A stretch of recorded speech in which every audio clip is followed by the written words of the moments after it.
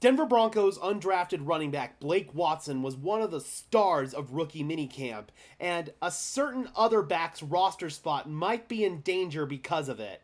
Blake Watson, according to media members who were out at training camp, was everything as advertised, the undrafted rookie running back out of Memphis.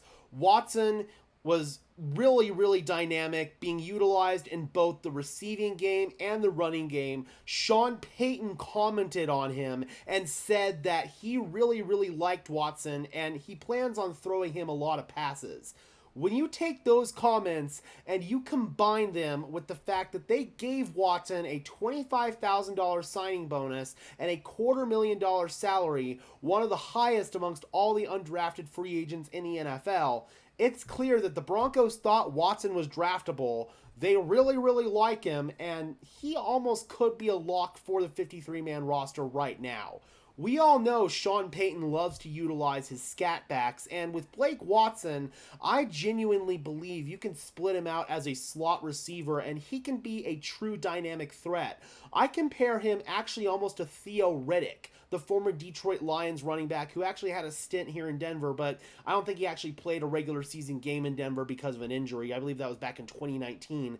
Riddick is a very similar player who really niched his role in the NFL as a pure receiving back out of the backfield. So he didn't take a whole lot of carries, but you'd use him all the time in Texas routes, swing routes, screens. You'd split him out as a slot receiver. Riddick was a really good route runner, and I think Blake Watson has very similar elements to his game. Not saying Watson won't be utilized in the run game, because I think he will, but splitting him out as a receiver could be his true bread and butter as a true receiving back in the NFL.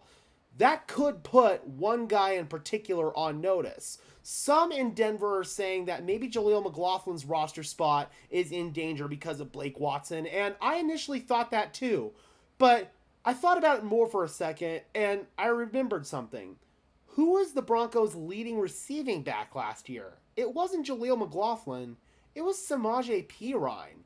Who have I entertained as a possible cut candidate in earlier videos just because of financial reasons? Samaje Perine. Watson could very well overtake Samaje Perine's spot. I want to bring in their stats from last year because they were almost identical in the receiving game. Last year at Memphis, Blake Watson had 53 receptions for 480 yards, 9.1 yards per catch, and 3 touchdowns, right? Let's bring in Samaje's receiving stats. Almost identical. 50 receptions, 455 yards, 9.1 yards per catch. However, Samaje did not have any receiving touchdowns last year. And he had 1 rushing. So Blake Watson could bring you, in theory, similar production as Samaje Perine for pennies on the dollar in comparison. If the Broncos cut Samaje Perine, they could save $3 million, or over $3 million, I believe. That would be worth it just on its own. Now, one thing that could possibly detract the Denver Broncos from moving on from a guy like Samaje Perine is he's a little bit more of a bigger body, and he can be utilized as a pass protector on third downs in particular. Blake Watson, smaller dude, he comes in at 5'9" and 195 pounds, so I don't know how much you'd trust a guy like that in pass protection. That's one of the reasons why Jaleel McLaughlin didn't see more snaps last year. That is something to think about, but just with the whole dynamic threat that Blake Watson can give you, both as a receiver and as a running back, that might be too good to pass up here. The Broncos, I believe, could carry 4 running backs. I believe they will end up carrying Javonte Williams, Audric Estime, Blake Watson, and Jaleel McLaughlin. And then, obviously, a fullback as well in Michael Burton, which is a little bit different. I don't really count that towards the running back room per se.